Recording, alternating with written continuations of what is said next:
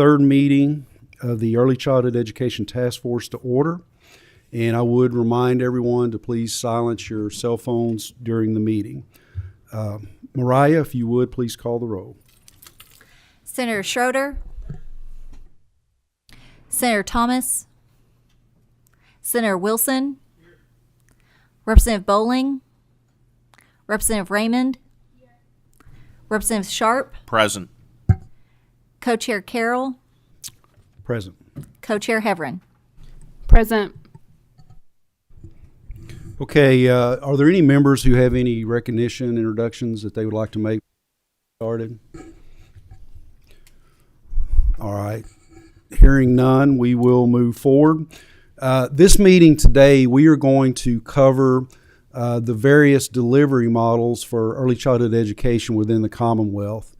And last meeting we focused on the child care facility from a business model at Toyota and spent some time on that. A very interesting day and great information that we heard that day. But today we're going to focus on the more traditional delivery models throughout the state. And we have several folks here to testify. And I want to thank all of you for being here. I know some of you traveled quite a distance to be here today, and very grateful for that.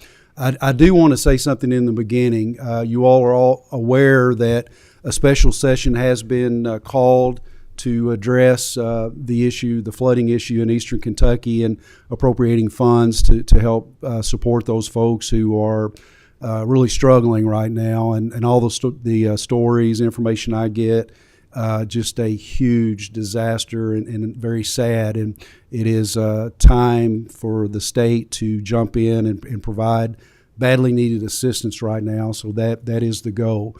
Because of that, there will be Democrat members of this task force that will have to leave at 2 o'clock to caucus before the session starts at 3. So I want to apologize for that. But if you are presenting after they leave, please keep in mind that all this is recorded, and we will expect members to go back and review the testimony that they missed and look at the documents to make sure that they are up to speed. And if we have any questions, it's a possibility in the future we may bring some of you back to testify as we start really focusing in on details in whatever area that might be. All right. It's the Republican caucus. You said Democrat caucus. Okay. I'm sorry. I meant the Republican caucus in the House. I apologize for that. And before we hear the testimony, I would entertain a motion to approve the minutes from the last meeting. Have a motion and a second. All those in favor, please signify by saying aye. Opposed, no. Motion carry. Minutes are approved. The way we're going to do this, I'm going to ask 3 presenters to come up at a time, and then we will go through the testimony, and you will have up to 15 minutes to present. And I think we're going to hold all questions till the end of the meeting, unless there is a House member, Republican House member, that needs to ask a question before they leave. Then we will make an exception to that. So first, Ms. Jennifer Washburn, if you will, please come forward. Amy Smith and Tom Haggard. And we will ask you to testify in that order. And before you begin your testimony, if each of you would please introduce yourself for the record. And once that is complete, Ms. Washburn, Jennifer, you will have the floor. Okay. My name is Jennifer Washburn. I'm with iKids Childhood Enrichment Center in Benton, Kentucky. My name is Amy Smith. I'm Principal and Preschool Coordinator for Pulaski County Schools. My name is Tom Haggard. I'm the Director of the Kentucky Out of School Alliance. Okay. I want to say thank you, first of all, for allowing me to be here today to talk to you about what we're facing as a childcare industry, especially in far western Kentucky. Again, like I said earlier, my name is Jennifer Washburn. I am the owner of a small business in Benton, Kentucky. We serve the early care and education needs of our community, and we have been there for now going on 22 years. My background is I have a counseling degree from the University of Louisville, and I am 2 chapters away from finishing my PhD in developmental psychology. iKids is a accredited center in Marshall County, Kentucky. We are 5-star rated. We are NACE accredited, and we're licensed for 97 children. Although we're licensed for 97 children, because we're NACE accredited, we only care for about 89 kiddos at a time because we do choose to have those lower ratios. When I talk to you about childcare, I want to talk to you about how we contribute to the field, because it's not only caring for children every day, there are more parts and pieces to what we do. We work very closely with our local high school. Go ahead. Jennifer, can you make that full screen? Make me bigger.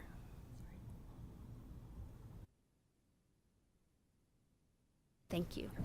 There was another magic person moving the slides, so I wasn't sure I had control over the magic there. We do work with Marshall County High School in having co-op placements each year for juniors and seniors. When the juniors finish, they're working on their child care, their child development program credential, and then when our seniors exit, they have their CDA. We work with Murray State University for annual practicum placements for their bachelor's and master's degree students. We work with Western Kentucky Community Technical College with their students for practicum placements. And then we currently have 6 employees that are part of the apprenticeship program that's being put on by the state. So we are very involved with contributing to the field with our employees and our that work with us.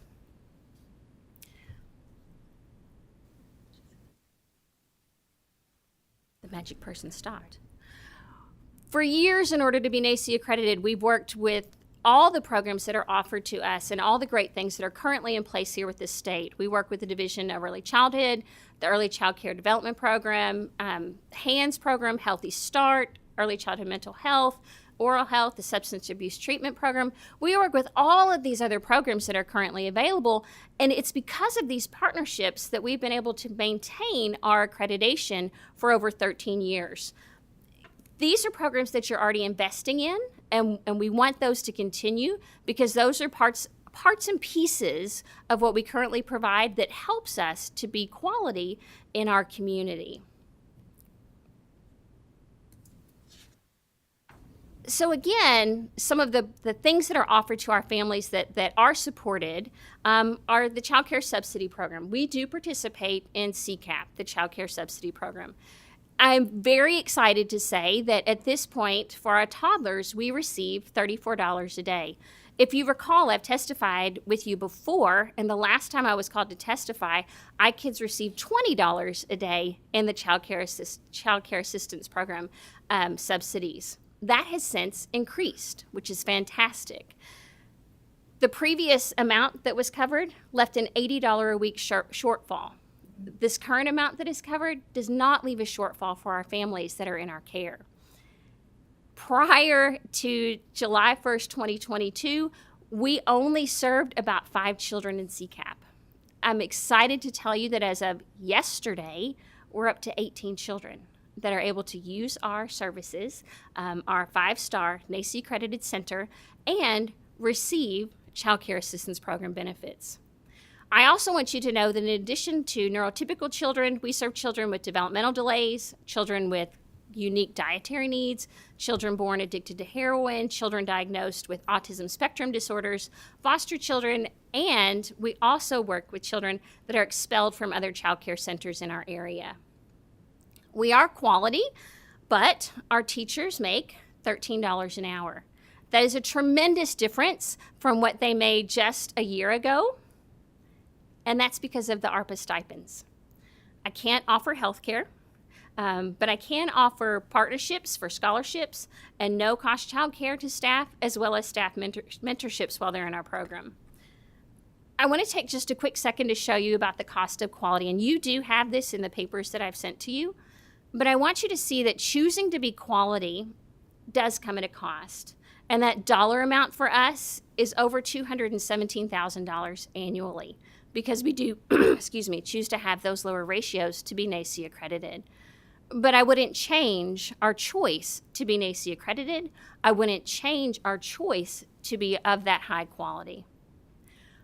When ARPA is gone, we're probably going to have to bring our employees back to $10 an hour. That means a cut in their pay. That means they'll probably leave us. And of course, we understand that. When ARPA is gone, we're probably going to have to increase tuition to cover the employee pay increase. And that's a 30 to 40% tuition increase to families.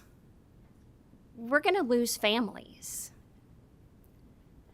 And of course, you could say, well, Jennifer, you don't have to be high quality, and you can raise your ratios. But I absolutely refuse to sacrifice that quality to our families. My payroll is up 52%. We raised tuition to families in 2021 by 9.8%, and that was prior to inflation.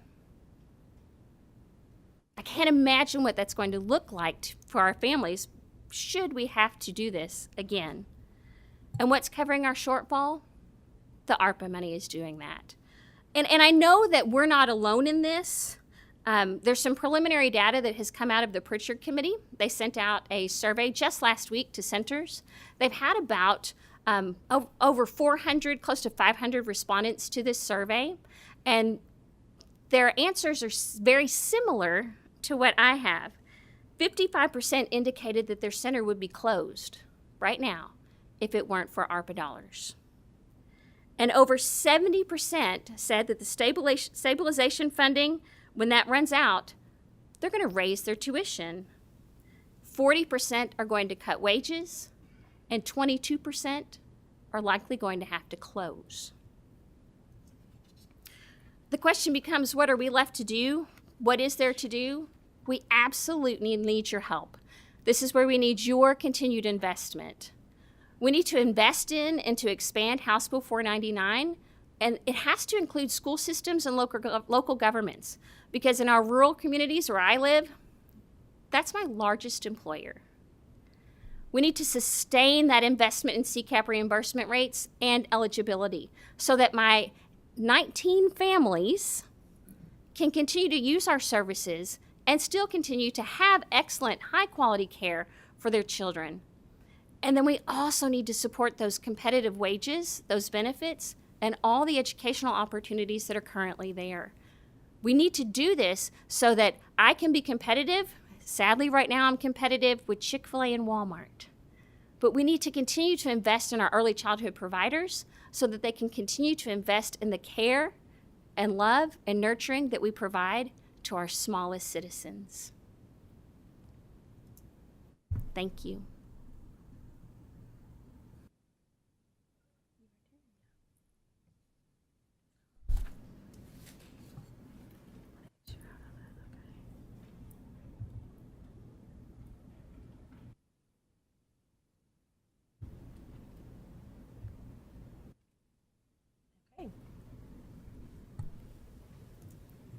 I want to thank you for the opportunity to be here today. My name is Amy Smith. I am Principal and Preschool Coordinator in Pulaski County Schools.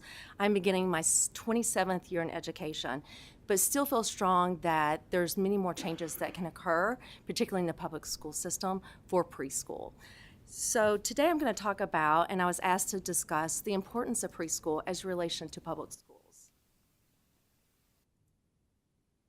We're located in Somerset, Kentucky, just about a 2-hour drive south of here, and that is a picture of my school presently. So it is a school building, but what's unique about my school is I serve children 6 weeks all the way up to preschool age in a kindergarten classroom this year. We are an early childhood center, so we're able to see those children once they come to us as babies at 6 weeks old, and until they leave us, either to go to a kindergarten or stay within our kindergarten classroom that we have at our building.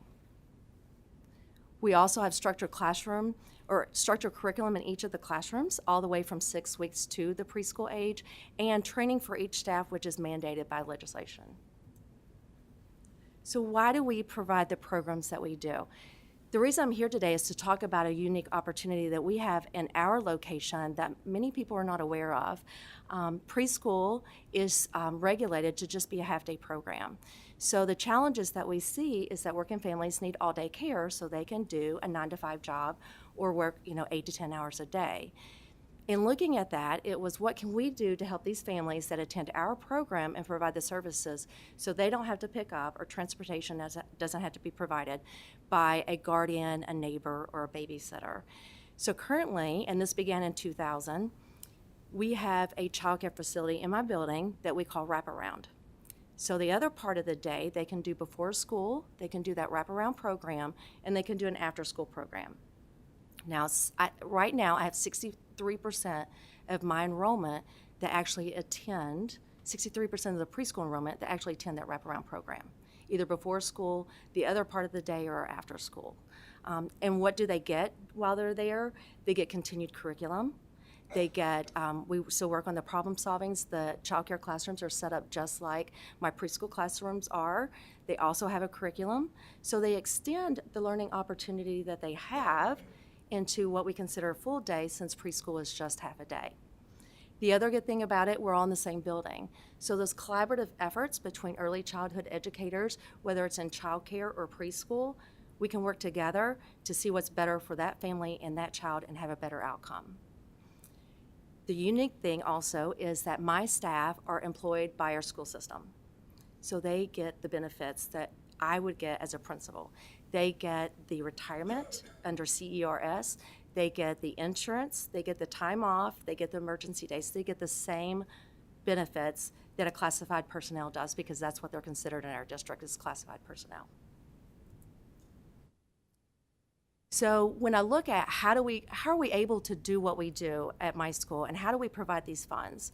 So preschool funding, as you know, is determined by the legislative biennial budget.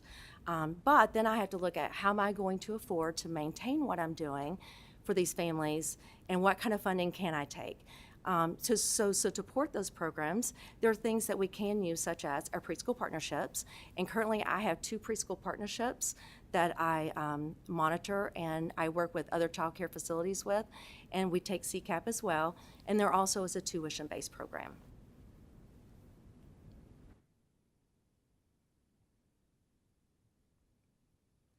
So when we look at what is the impact of public preschool, this is what we look at. And kindergarten readiness is such a big topic when we're looking at how can we prepare these children when they come to us as a 3-year-old in the public preschool, and they're not talking, they can't express their feelings, or they're not, their social skills are lagging. So how can we prepare them with the curriculum that we have and the structure that we have? So looking at the things that we can set up in a learning environment, which includes preparing them for kindergarten, the opportunity to overall develop. It also builds that confidence and that self-esteem. It promotes those language and cognitive skills, improves those social skills, and definitely increases attention span as we're providing opportunities for them. The biggest thing is that we set that foundation for lifelong learning and student success. I'm also very fortunate that I have speech therapists in my building, and they serve my children, also contract with Head Start to serve those children, and then occupational therapists and physical therapists that rotate through my building as well. So when I look at the impact that our program has had on the students have served, I had to go back a little bit because of the pandemic and look at 2017-18 data. And what I was looking at was, what's the difference between the children that come to my half-a-day preschool program or half-a-day child care program, because that is an option also, but those children that attend all day. And if they come to preschool for half a day and go to my extended care or the wraparound program. So looking at the data, and this is the Brigance data that I analyzed, 2017, 63% of the students that participated in both of those programs were ready or ready with enrichments, compared to 50% of the state, and 44.8% in our district. From 2018, we saw even a bigger increase because we reflected on what we did right and what we needed to correct from 2017. 81% of the students who participated in those programs were ready or ready with enrichments, with 51% of the state and 45% of the district. So we do believe that the quality and the structure that we provide prepares them for kindergarten. We always like to know, how do our parents feel about the experience that them and their child has had while they attended with us in preschool. The one that you see there came diagnosed with autism in 2015. She did not want to initially put him into school because he's 3. But the outcomes that he is now in 4th grade is amazing. And she relates that back to the experience that he got in early childhood setting. Another one, the mom feels that she's a leader, she's a reader. And that because of preschool with us, and she was all day, both of these children were all day, that they got the success that they needed to be lifelong learners. You'll see in the middle is one of my pre-K and kindergarten teachers, and I asked her, tell me, as a kindergarten teacher, how do you feel we prepare them for kindergarten? And she talks about that the struggles that we face in early childhood of the diapers and trying to teach them to attend so they can be kindergarten ready and school ready when they go to kindergarten, that it's a continuous challenge. So what do we need to continue to be effective in the early childhood programs throughout Kentucky? So as we know that public preschools are required by regulation to provide services to any child that qualifies with or without a disability. We also know that we cannot take waiting lists in public preschool, which means that if I've already allotted my funding for the year for the programs that I have, but I need to open up another preschool classroom, then one, I only had to find space, but I have to reallocate my funding for that and hope that I had the funding to do that as well. Districts, like I said, have to find funding to cover the cost of materials and staff as well. Our preschool enrollment continues to increase since the decline of 2020. We are going up little by little. It's still about 3,000 down to what it was prior to the pandemic, but we're hoping that this year our numbers will continue to climb to pre-pandemic numbers. The current funding for 2023 is $84 million, which is a decrease in funding from $2,672 from last year's budget. Since 2017, the budget has increased $1.78 million. However, everything else has increased with inflation, with the cost of salaries, consumables, and other expenses that significantly increase each year. So what can potentially happen if we get better resources for public preschool and early childhood programs? More students are served in quality programs.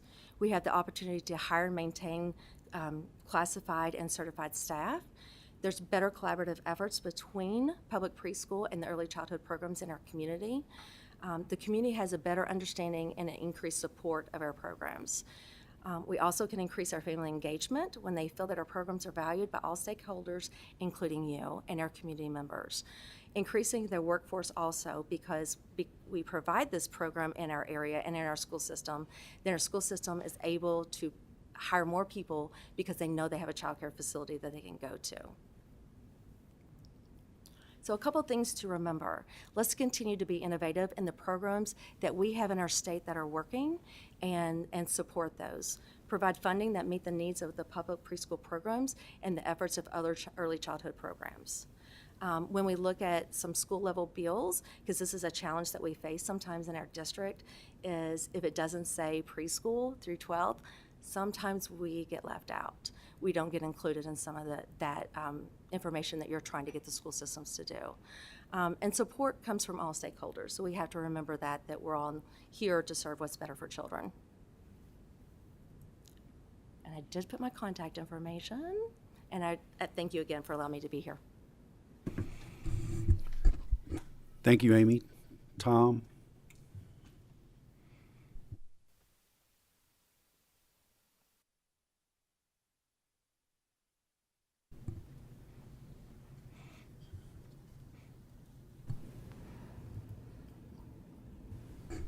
Amy, while he's pulling this up, can you define what qualifies for public preschool? I know with the disability part of it, and we're talking about a financial income-based qualification. So as a 4-year-old, I'm sorry, my voice does carry, but probably not that far. As a 3-year-old, they have to qualify for preschool based on a disability, and in one of the 5 domain areas of learning. As a 4-year-old, it can be based on income. They have to be 4 by August the 1st of year of attendance, or it can be with a disability or tuition-based if there's spots available. Okay, Very good. You're welcome. Tom, go ahead.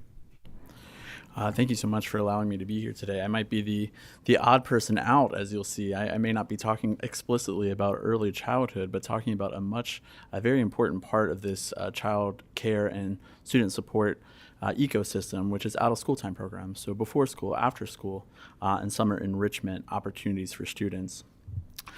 When we think about this, we really think of really comprehensive after-school and summer learning programs that provide a supervised and safe space for young people to continue their learning, to explore interests, and really to give parents peace of mind. We know that between the hours of 3 p.m. and 6 p.m. are many of the hours that oftentimes young people get into trouble and experiment with risky behaviors. And so we know that they need to be in a supervised and safe environment.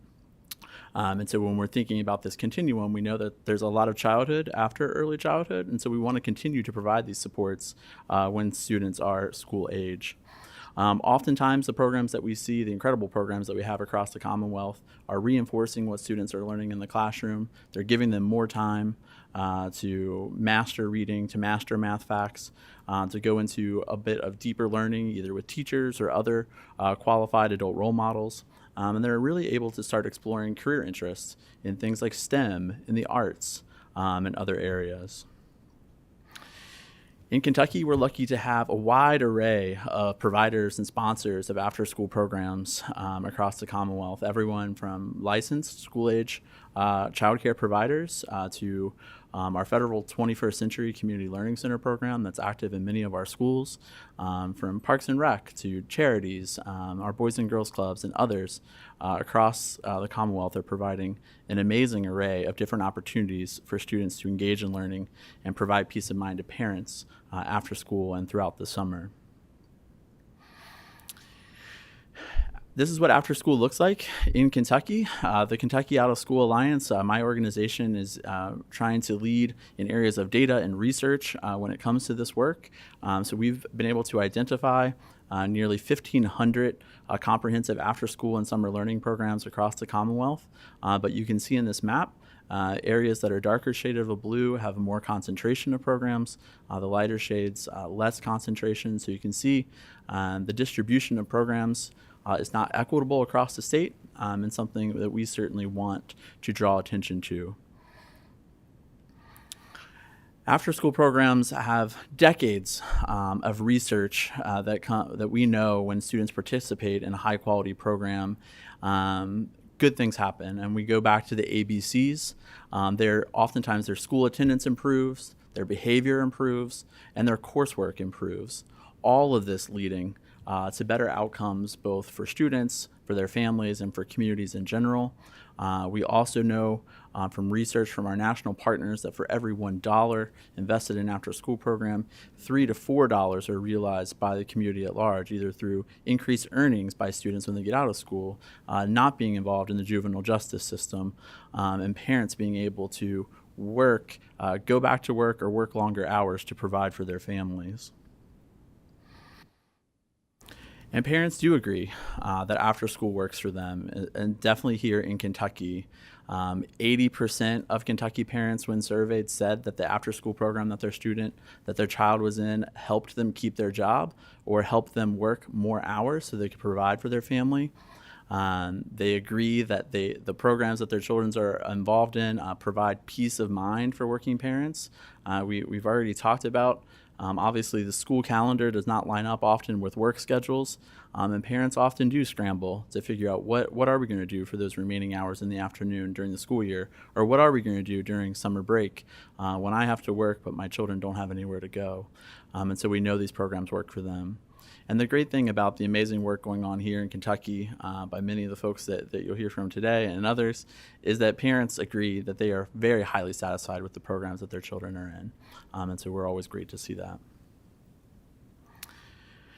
And I think now more than ever, obviously as we're coming out of the COVID-19 pandemic, all of you have heard the struggles that students are experiencing from learning interruptions that happened during the pandemic.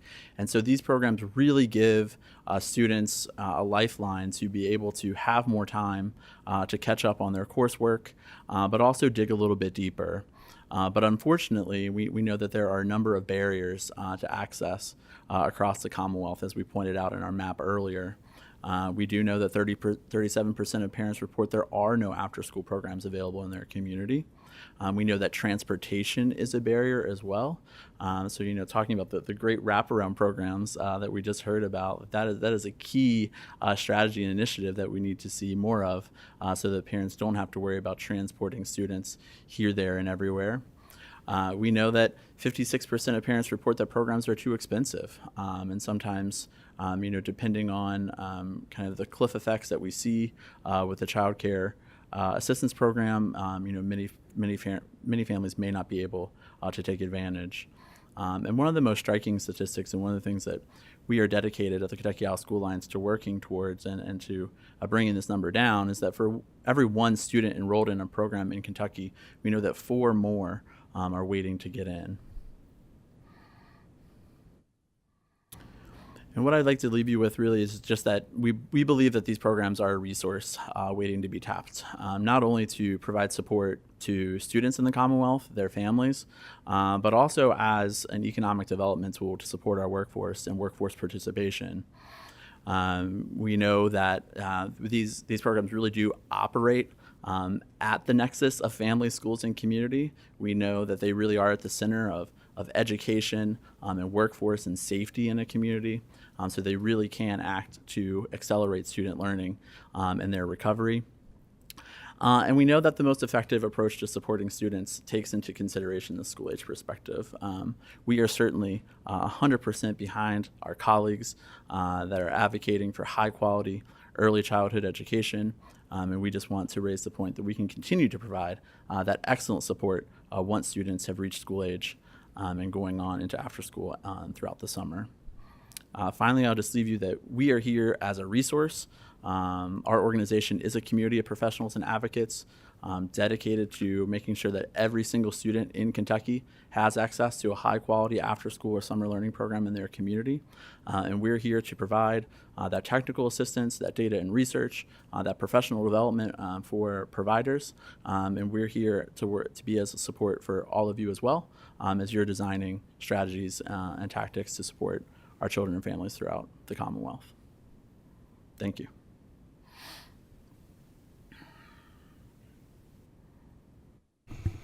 Okay, I think we're going to change the rules up a little bit because I'm the chair today and I can do that. We're going to go ahead and take questions for this panel. It's moving along pretty quickly, so we're going to try to do that. We will start with my good friend, Senator Thomas. And I want to thank you to my good friend and Chair Senator Carroll. Senator Carroll, I have a couple of questions for Ms. Smith, if I may ask. Please proceed. Okay. Ms. Smith, I understand that children, according to your outline, children can only attend the Memorial Education Center as 3 or 4 year olds if they so qualify. Is that correct? That is correct. That is for our preschool program. Okay. And I just want to get the facts straight. Sure. And so tell me what the qualifications are for your 3-year-olds. So the 3-year-olds are students that are determined to have a disability, and we have to go through our screening process, first identification of finding those children, screen the children, then we had to put them in interventions, and then get permission to do further testing if that's warranted, and meet to determine eligibility for the guidelines set by Kentucky. Okay. So your 3-year-olds have to have some disability in order to qualify. Yes. Okay. Tell me what the qualifications are for your 4-year-olds. So the 4-year-olds can be students with disabilities as well, or they can qualify by the 160% eligibility guideline for the poverty line, the 160%, as a 4-year-old by August 1st of the year of attendance. And then if there's any tuition spots, which rarely there are, we have to go on space and availability and staffing. So it just depends, but it's those 3 areas that they can qualify for. Are the tuition spots open to anyone? So typically if they live in our school district, because we have 3 schools in our area, and those tuition spots are within our school district. And that's one of the reasons that we've enhanced our wraparound program is what if we have a student that doesn't qualify for any program, but there is no spot for them in a preschool tuition spot, so we put them in a wraparound program, and that can be for anyone. I know it could be a little confusing. It's a lot to take it.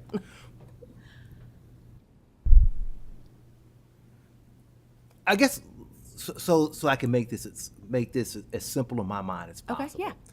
So if a parent doesn't have a child with a disability who's a Right. 4-year-old, Right. and wants to come to your program, and you know there's no nothing else wrong with the child, can that parent come to your center if they're willing to pay tuition? It may not be the preschool program because of funding, but it could be, and the spots, but it could be for my wraparound program. So they can come to my center through that wraparound program, and which are limited spots because we try to serve our children first. In that So the building. wraparound program is a separate program. It is a separate program. and that's what's It is different from funded this. different than Yes. preschool is funded. Okay. Yeah. That's it, Mr. Chair. Thank you. Yes. Thank you, Senator Thomas.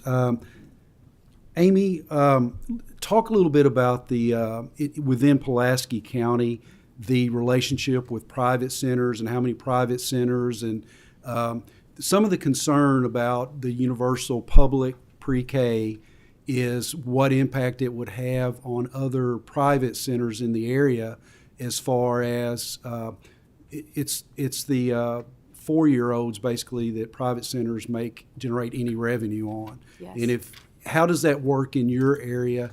Are there lots of providers? Has there been issues with that, discomfort that's been expressed from other providers, or does that just work well for your community because of the lack of other types of providers? So over the last couple of years with the pandemic, we have seen some of our centers close, but on the other hand, we've also seen some centers open up. I do a lot of collaborative efforts with some of the providers in our areas to help them prepare the students that they have enrolled for kindergarten. But what we are seeing now with the eligibility for CCAP enrollment, because I'm at 160% eligibility, some of them may not qualify. They may go to childcare instead of me because it's all day. And then I lose those children, so then I lose funding for the next year because it's based on my enrollment for that current. Next year is based on past year enrollment. Okay, and you do not get SEEK dollars I for do your not. wraparound program. I get no. Okay. It's free. Yeah. I the only money I get for preschool, I get my preschool funding. For my wraparound, it comes from a tuition base, it comes from CCAP, or if I write grants. Okay. Yeah. And on your wraparound program, it follows the same regulations that It's any other, childcare. stars rated, all Yes. of that. Okay, Yeah. very good. Representative Raymond. Thank you. I wanted to ask Jennifer, you're talking about what high quality childcare is. Sure. And I wanted to ask if you would tell us a bit more about how you gauge quality. If someone walks in a high quality center versus another center, what does it look like? What does it sound like? So how are those different? And then how is Kentucky measuring the quality of childcare centers? Perfect. I'm going to start with your last question first. Kentucky currently measures quality through the star rating system. And so it's a fantastic program that allows centers to be star rated from 1 to 5. And so if you were to walk into my center, we are 5-star rated. We're also NACE accredited, the National Association for the Education of Young Children. We've chosen to be NACE accredited, and we go through that accreditation process with NACE. So when you walk into my space, you're going to see smaller class sizes. You're going to see teachers with at least their CDA, their Child Development Associate credential. Some of them have associate's degrees, and some of them have bachelor's and master's degrees.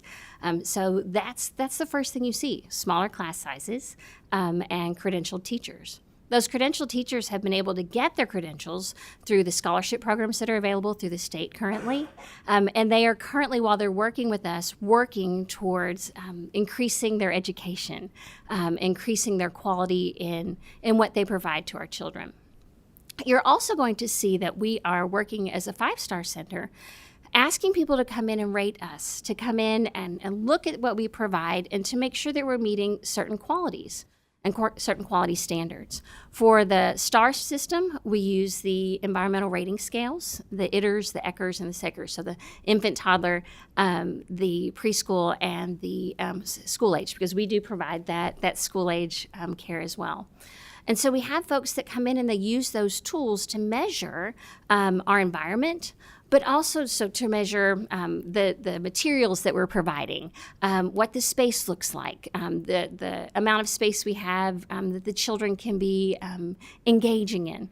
They're also looking at our programming, making sure that we have more time in our day that is child-driven, child-centered, and developmentally appropriate care practice that we're providing. And they're also looking at how our teachers are interacting with our children. So are teachers down talking with them? Are there conversations happening, which is building speech and language? Are they providing opportunities that are absolutely recognized as developmentally appropriate for our children? Finally, the other piece that they're looking at is our family engagement. So how are we involving our families in the programs that we provide beyond just once a month or once a year, but how do we daily engage our families, involve our families, and make them a critical part of the program that we provide to our children? Those are going to be your basic things that they're looking at and that we are being rated on beyond the basic licensing regulations that are out there. That's what you're going to see. You're going to see children laughing. You're going to see children playing. You're going to see children learning through play. You're going to see children that are being assessed. We're actually assessing the children as they're learning to see how are they meeting developmental milestones, and then how do we need to change what we're providing, change the curriculum, change the activities, change the things that we're giving to children so that they can meet that next developmental milestone. You're also going to see teachers, as we're looking and assessing children, seeing what we can't provide and then reaching out to members of our community to provide that wraparound care through First Steps, through those programs that maybe the child needs additional speech help, or maybe they need some other developmental assistance, and we can use First Steps to help with that. We also partner and help Head Start. Our facility, our community, only has half-day care for our children that are in the Head Start programs. They go to Head Start from 8 to 11. I'm not sure about you, but most parents work beyond 8 to 11 every day. And so they need care outside of that time that child is qualifying for the Head Start, preschool Head Start program. And so we work with the school for the children to be bused to us. We don't have the beauty of the children staying in one space. The children are bused to us for that rest of the day care. And then our facility, in our Head Start programs, they don't provide care on Fridays. It would be nice if all families didn't have to work on Fridays, right? However, that's not the case. So our children that qualify for Head Start are with us all day on Friday. What we do with our children that are in Head Start is we work collaboratively with their teachers that are over at the Head Start programs. If they have IEPs, if they have other learning targets or learning goals, we have them for the second half of the day and all day on Friday. So we're going to continue to measure those things that they're working on. We're going to continue to work towards those goals to be part of that child's learning community, that child's developmental community, to help them to grow. Those are the things that you're going to see in my quality center. First and foremost, lower ratios. And it's absolutely necessary to have those lower ratios, especially when we're working with our young children. First and foremost, we're going to meet those standards set forth by licensing and regulation, and then you're going to see us going above that to meet those quality standards as a 5-star center, and then also a NACE, a nationally accredited center for our families and children. Thank you for that. What I'm seeing in Louisville is not enough centers are utilizing the incentives to rise above the 1 star. Sure. And so I think the star system is something that this committee could dig more into. And I've been in centers where the kids are watching TV and eating Pop-Tarts. So Right. we know Don't have any of when that. we're not seeing quality, right? Right. But I think all Right. of us could learn what quality looks and sounds like. And then if I could, I wanted to ask Amy a question. So it sounds like do an admirable job. Please make it brief, because we're going to get in trouble with time. Okay. You piece together funding and resources so that kids can have an all-day experience, so Right. parents can have work day. Do you wish that preschool was a full-day program and you didn't piece together that second half of the day? I really do wish that it was a full-day program. Years ago, we were a full-day program. It did make a difference in the working families that we could provide for them. And using our child care and our early childhood programs as a partner and maybe some after school, before school type of stuff. But it would definitely benefit our children to be a full-day preschool. And real quick, so you mentioned that your funding for next year is set on your attendance this year, and of course you don't know what the level of disability might be in your community or the level of need. Do you wish that preschool students were included in the SEEK formula? However, we can With get a more, supplement, because they cost more. Thank you. So, because it does, because what the trend is that we're seeing more students with disabilities, and the percentage of disabilities in my preschool programs climb every year. So I may have, with tuition-based, with income-based, and with disabilities, 49% of those are students with disabilities. And so you have to look at more staffing, and we're putting into a classroom of 18 students, because we look at ratios also, then that's a lot. And it takes a lot of funding to do that. And that's where we fall short, is finding the funding to support our students, to provide them with the foundation that they need. Okay, thank you. Co-Chair Heverin. Thank you, Co-Chair Carroll. Thank you all so much for being here today. I will have to leave it too, so I apologize, but I'll make sure to come back and watch the rest of the presentations. My question is actually for Jennifer. Jennifer, I've heard so many positive things about you. Senator Carroll put you on a pedestal very much. Absolutely. And so it's an honor to be able to finally hear this Jennifer that he's been talking about since we've had these conversations. And I'm going to kind of play off Representative Raymond's question of, I think kind of something that she's looking to get to is universal preschool. I know it's been a big question, and it was funny. I was talking to a child care owner in my district and someone that works at preschool. And, you know, my mom's the former director of preschool in Grayson County. So and she's director of special ed now in Warren County. So these are conversations I've had for many years now of just do these types of conversations. And so one thing, so I was with a child care owner and I was with a preschool teacher, and the preschool teacher came up to me and she's like, why didn't you fund, all day preschool? Why aren't you all focusing on universal pre-K? And I start going through, like, here's what we did fund for education. And this is what we're trying to do to give money to the districts.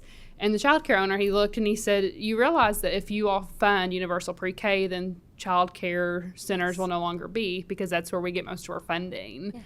And I would like for you just to, and I think it's kind of the elephant in the room, Sure. And so I would like to hear your opinion on that, Jennifer, because I think that's a real concern for child care owners. And as we've had this task force, that's something I've been trying to keep in the back of my mind is, okay, well, if we do universal pre-K, then that takes out child care, which then takes out,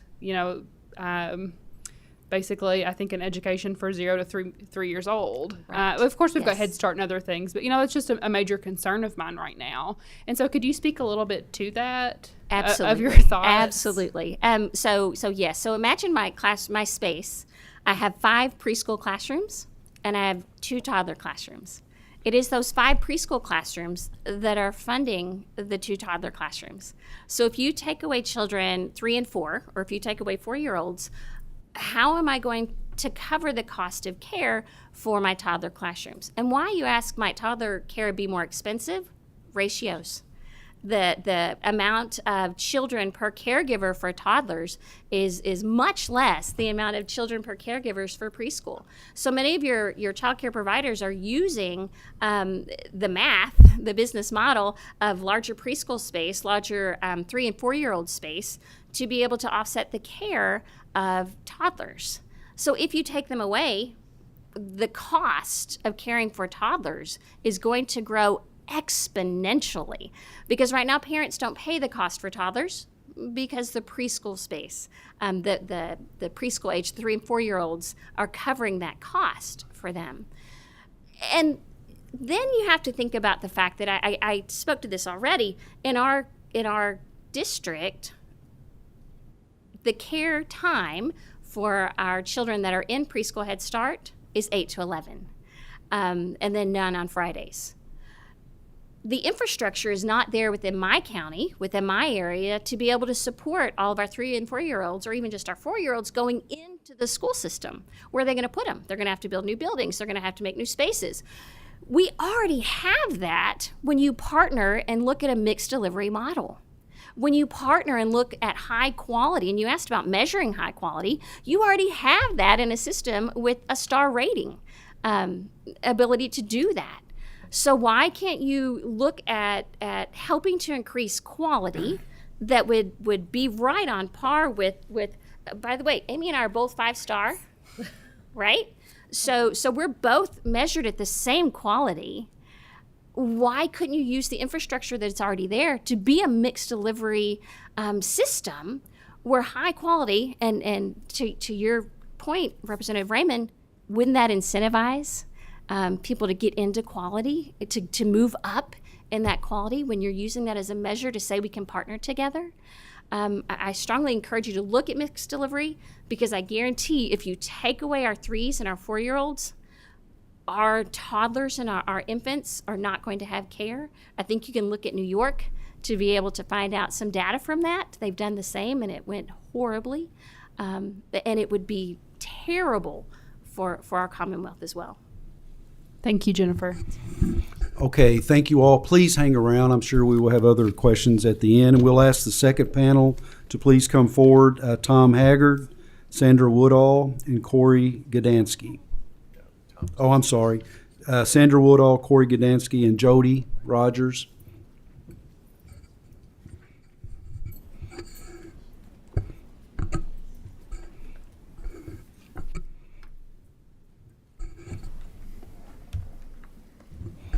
If each would please introduce yourself for the record, and we will go in the order that you were called to the table, please. Good afternoon. Sandra Woodall with EC Learn. Hello, Corey Gdansky with Community Coordinated Childcare 4C. My name is Jody Rogers. I'm the president and chief nurse. Jody, can you push the green light should come on? My name is Jody Rogers. There it is. There My it name is. is Jody Rogers. I'm the president and chief nurse of Kentucky PPAC, known as the Kids Club.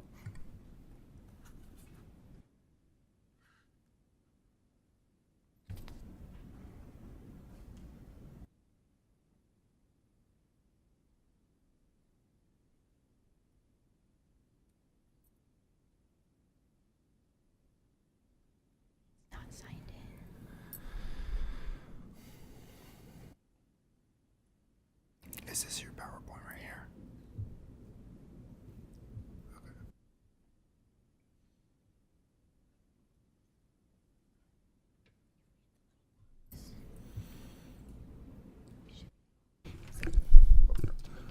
While we are waiting, Dr. Vanover, can you please explain the difference between a blended model and a mixed model?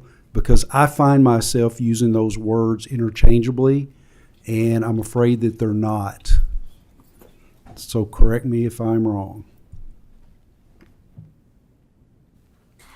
I think that you have a little bit of flexibility on using blended and mixed delivery. The biggest thing with a mixed delivery is that, for example, the public school system cannot house every 3 and 4-year-old in the state of Kentucky. So to have a mixed delivery model, the public school system would still be preschool, but they would utilize Head Start space and private preschool and give part of their funding to those other entities to supply a quality environment for those children as well, and therefore help supply funding to the private model and to the Head Start program. Head Start is already an amazing example of blending and using some of that mixed delivery, because Head Start is either usually a licensed child care program or a public school program. And they blend either child care subsidy dollars with their federal dollars, or they blend state dollars. So blending is kind of the verb for what they're doing. But mixed delivery means that we are using all 3 entities: the federal-based Head Start model, the state-based public school preschool, and the private child care programs, small businesses, and helping to integrate them so that those blending of funds go across the board. And that would really, in a case where we expand our public school system, that blending would be what would financially support our small businesses through that process. Very good, thank you. And before Sandra starts, I'd also like to introduce Ms. Frances Allison, who is joining us via Zoom, and she is a private child care provider and provides services within the home, and we will also hear from her. So please continue. The floor is yours. Thank you for your patience on getting her in the room. Appreciate that. So thank you for the opportunity to present today and focusing on family child care. I'm Sandra Woodall. I am with EC Learn. EC Learn is the local child care resource referral network in Northern Kentucky, serving 20 counties of the northern and northwest portion of the state of Kentucky. We're providing comprehensive services that train child care professionals, educate families about early childhood development, and partner with advocates so children and families have the access to quality, affordable child care they deserve. Focus of my presentation will be to introduce the Family Child Care Network of Kentucky, talk about the importance of in-home family child care and the effects and influence on the Kentucky's economy and business community. Hear from family child care providers and their testimony to the work and experience they have, and then follow up with some policy recommendations. And as we navigate through the slides, I just want to bring attention to the photos. On each slide are those representing in-home family child care environments throughout our Commonwealth. So EC Learn is one of 5 partners in the Family Child Care Network of Kentucky. The Family Child Care Network of Kentucky is a state-funded nonprofit organization that recruits, supports, and trains family child care providers in Kentucky. It was created in July of 2021. The funding is supported from the Family Child Care Support Grant Award through our state. And Kentucky's being looked at because this is the first statewide funded network supporting in-home family child care. There is an All Our Kin in Connecticut that is just looking at certain regions. There is a network in New York that looks at just a borough of that state. So we're very excited to be part of this initiative in supporting those in-home providers. You'll see this is a map of how the regions are divided that get the support of the Family Child Care Network. There's 8 of those regions, and there's 5 local child care resource and referral agencies providing those services. And the services that are being provided are to 3 levels of in-home family child care providers. The first that I would like to look at is the registered. And what I focused on is looking at the ratios of those that is the difference between those 3 levels. So you'll see here that it's provided in the home. On any given day of operation for a registered, they can provide care for up to 3 children receiving the Child Care Assistance Program, or 6 children receiving CCAP per day if they meet the criteria of part of sibling group or related children to the provider, or a total of 8 children inclusive of partners' own children, providers' own children.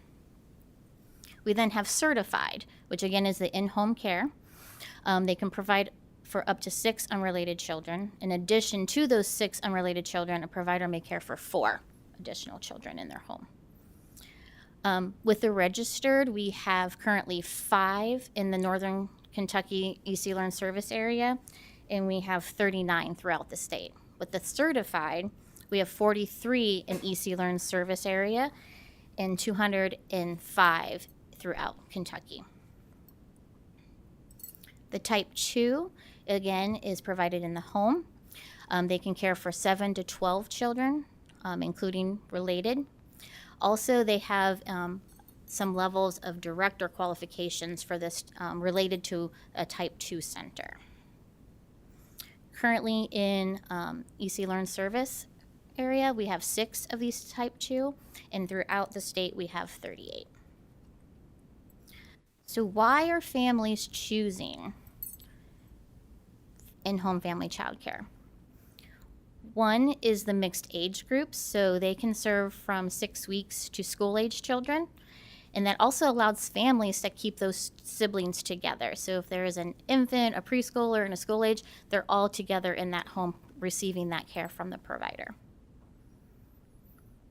I spoke about lower ratios, so compared to a center-based, they have some lower ratios with that mixed age group delivery.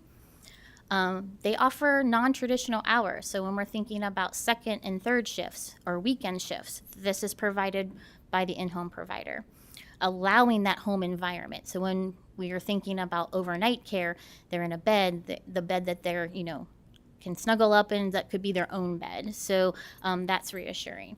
And then there's lifetime relationships. There's lots of providers that you'll talk to that they become part of the family, or they've gone to the graduation of the infant that they've cared for. And so that is really impactful when we're looking at quality and those infant teacher-child interactions. I do have a few testimonies from providers that could not be here today, and so I just want to highlight some of the portions of those testimonies. So Michelle Tillman, owner of the Best Part Family Childcare in Covington, Kentucky, she wanted to be a mom, an entrepreneur, so she combined that, and she was an in-home provider to care for her own children.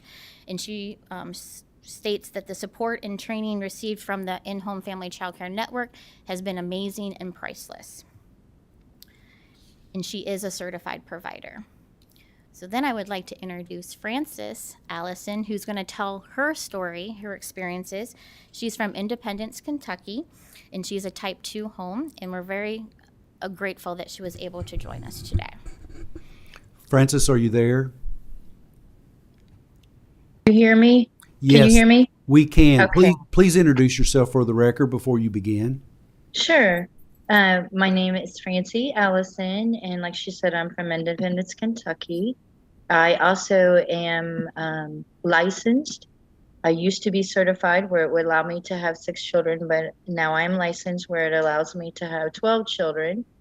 You do have to go with the age ratio like all of the centers do. So I only care for 10 children right now because I take age 2 to 5 years old.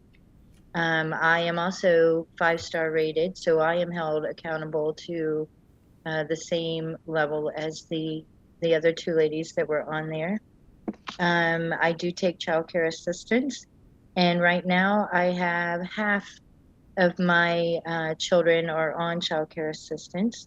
I've been doing it here for 16 years. I do it because I love children and I love to see them grow. I love to help them to be ready for life and ready for kindergarten. And I don't know what all you want me to say. You're doing great. Did you want to take an opportunity to maybe ask her some questions, or do you want to hold those later? Let's hear from the other 2 panelists. Okay, perfect.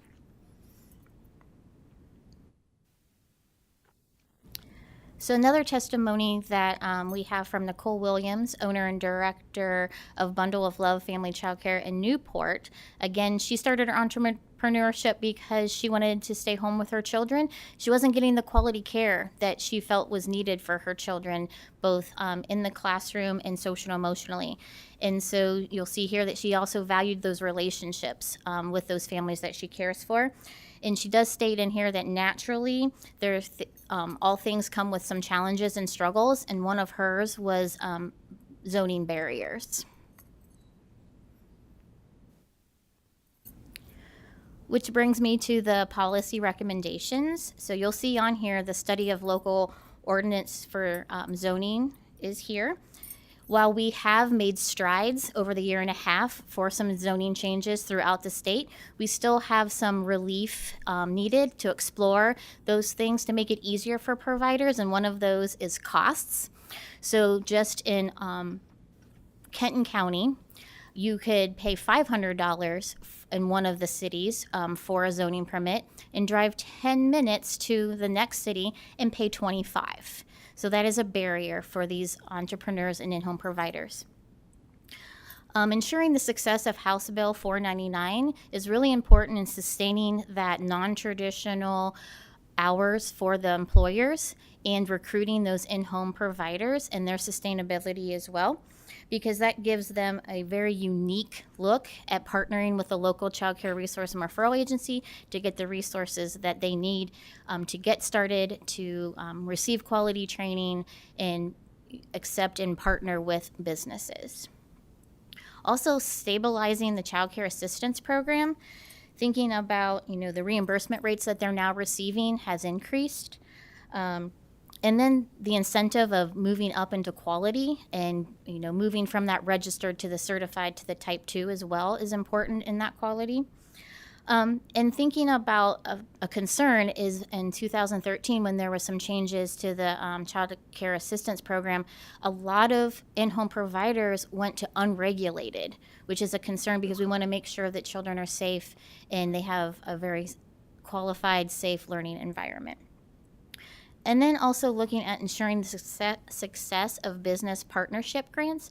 So when we look at the tax credit and the businesses or employer working with a local child care resource and referral agency that is within this network, those tax credits could go towards them, recruiting in-home providers, working with their employees to make sure that there are some access to the hours that they need, the affordability and resources to them. And thank you very much for allowing me to present. And I really do think that this model is the one, especially in the rural areas of the state, that we're really going to need to focus on. You all have heard me say many times, Senator Givens, President Pro Tem Givens, talks all the time in Greensburg and his community. There simply are no child care providers. And I think this is a great way for mothers that want to stay home, want to take care of their kids at home, but still make a living. They can do that. And so I think it's something we need to look at. And we'll need to look at how sustainable are those programs? Are these providers making a decent living with the different types of levels that they are and what's related to that? So that's something I think we can get into the weeds a little bit about in the future to study a little bit deeper. Okay, Corey? Thank you, Chairman Carroll. Thanks for having me here today. I, like Sandy, 4C, Community Coordinated Childcare, is the local child care resource and referral in the Louisville area. And we have the benefit of having been one of the original CCR&R started in the country more than 50 years ago. And for our entire history, we have been working to ensure that care was of high quality, that families were able to find the care that they needed, and that we were able to support this very complex, fragmented system that you all are spending a lot of time learning about because it is so complicated and complex. And we really have a vision that children don't just have access to some sort of care, but really to like a world-class early education, and that's what's going to make the difference for their entire lives. So as the child care resource and referral, it's our job to support the workforce that supports the workforce. And so the main areas that we do, or there's several things in our portfolio.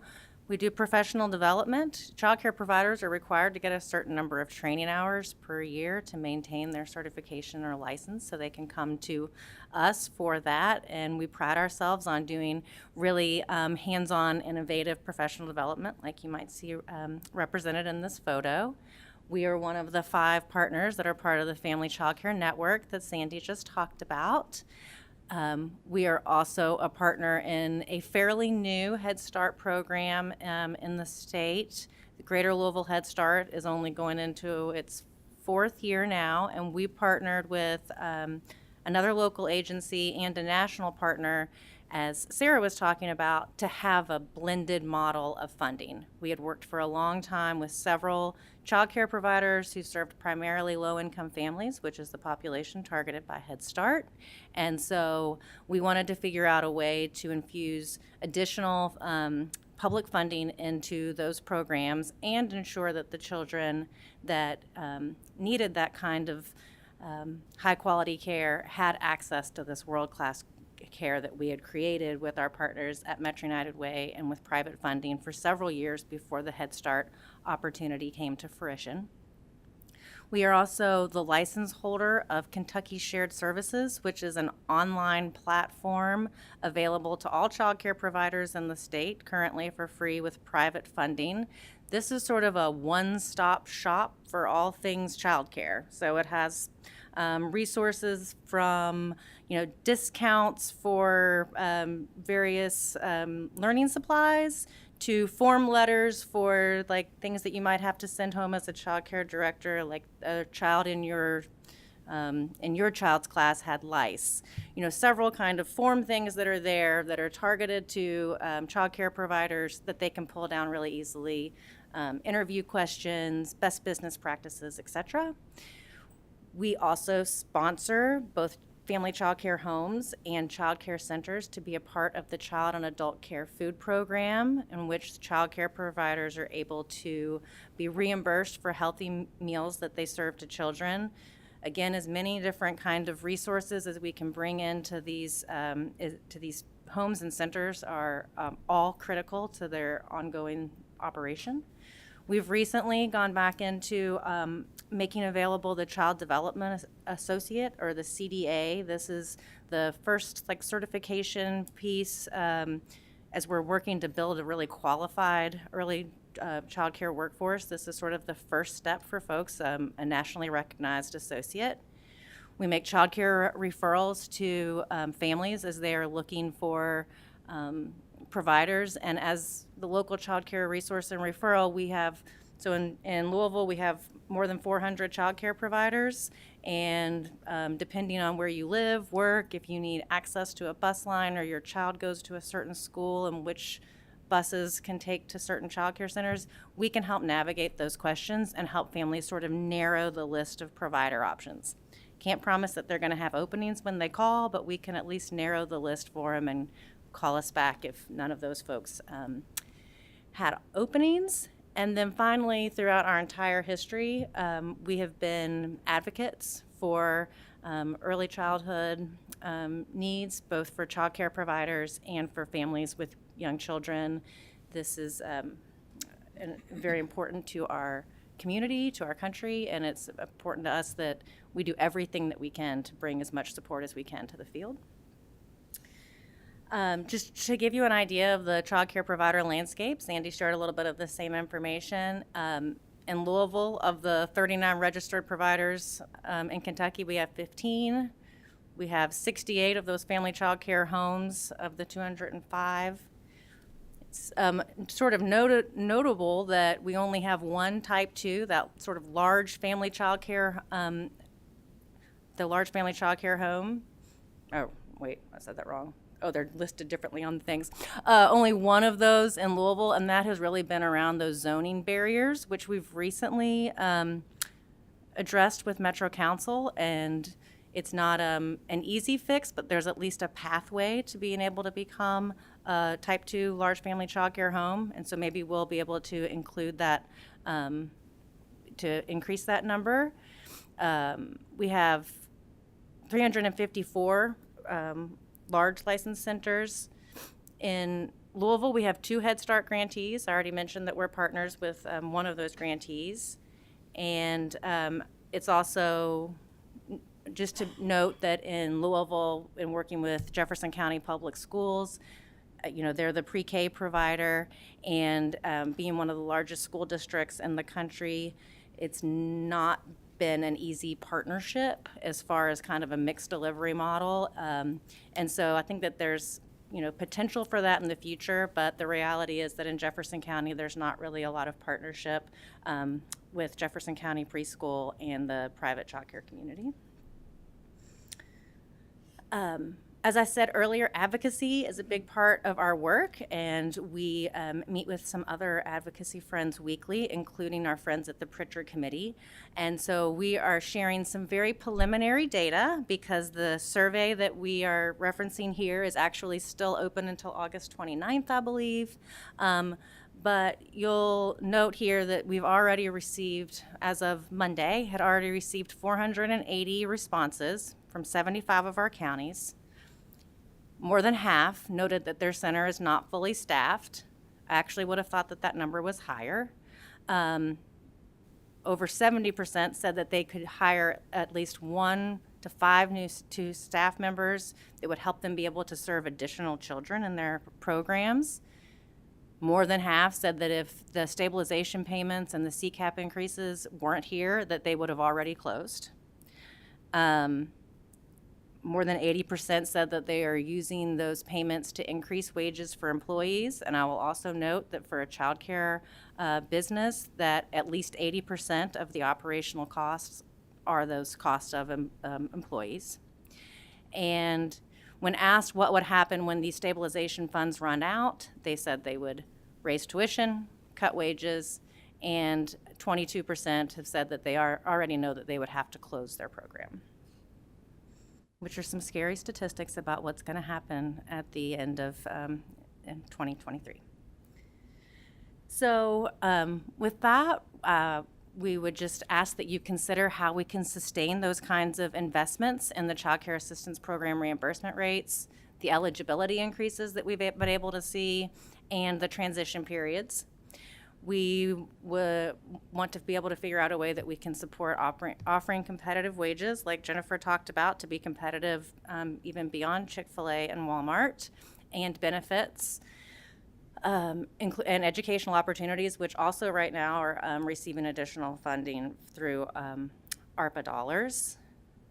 Want to ensure the success of House Bill 499 or the Employee Child Care Assistance Partnership, and just overall for the recognition and support that early care and education is a public good, and it is better for our children, our families, and our community if we would look at it as such.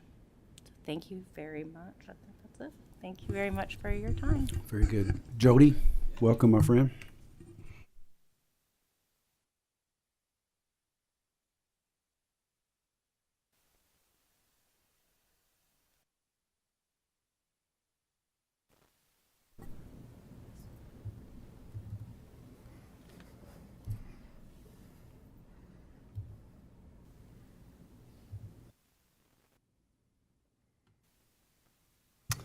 Again, thank you for having me here today to discuss prescribed pediatric extended care. You may hear me refer to it as PPEC. PPEC is an alternative and a unique type of child care provider. Kentucky's very fortunate to have a solution like PPEC impacting the families of the Commonwealth. Children with medical complexities are an extremely vulnerable population. They're characterized by having chronic medical conditions with multiple medical specialists, high service and or technology needs, and or have high and elevated healthcare resource costs. These are just a few examples of chronic conditions of children with medical complexities. Children with medical complexities comprise less than 1% of all children, or even a small subset of children with special health care needs, although they account for almost over 30% of all healthcare expenditures. NICU costs from children with medical complexities are the leading expenditure for most hospitals.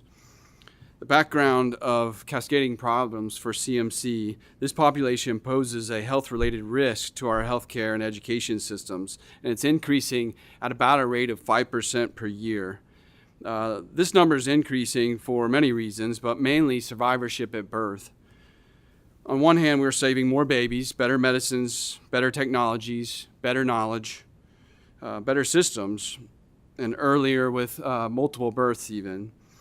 But on the other hand, babies are being born even more frequently with low birth weight due to substance exposure, poor prenatal practices, smoking, or even issues like spina bifida and neural tooth defects are not improving, and in some cases are actually increasing. Because the challenges of system fragmentation are no easier for families in education as they are in healthcare, every child deserves a patient-centered community medical home. Prescribed Pediatric Extended Care was established in 1983 and in this state in 1989. PPEC was built on the same foundation that later became the family and patient-centered medical home model.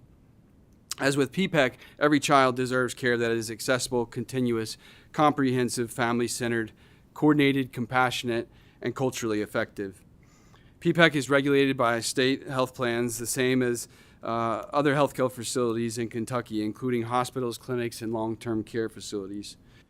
PPEC serve children from 0 to 21 and are under the license of a board-certified pediatrician.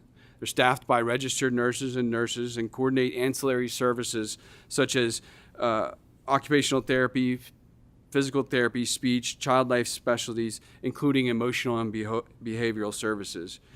PPEC's licensed in this state to provide comprehensive day health treatment and care, developmental interventions, and parent and caregiver training for children with medical complexities.